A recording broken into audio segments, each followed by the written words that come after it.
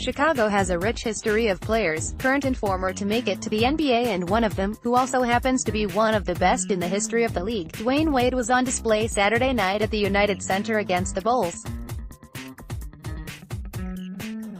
The longtime Miami Heat guard and one-time former Bull looked like he was about to have his final return home spoiled by the Bulls, but after a pretty close back-and-forth first half that even seen a few Bulls leads, it would not be the case, as the Heat would start to run away with it in the second half and win by a 117-103 final.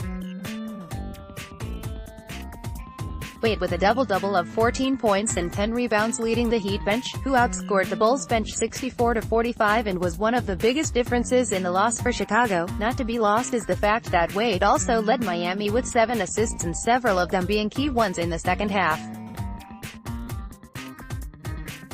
The Bulls' top two players, Lauri Markkanen and Zach LaVine, with 13 and 12 points respectively, also helped them build a small 2-point halftime lead, with the Bulls even leading by as much as 9.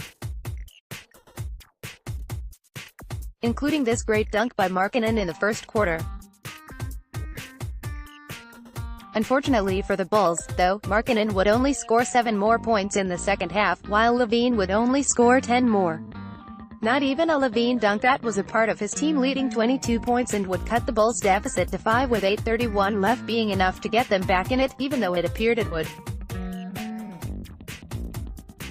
Markkanen's 20 points to go with a team-high 9 rebounds, a block and 2 steals, as well as Bobby Portis' 21 points off the bench, showing the Bulls need way better production from only 2 or 3 players if they expect to win any more games, something that's become unfortunately expected for a very injury-plagued Bulls team that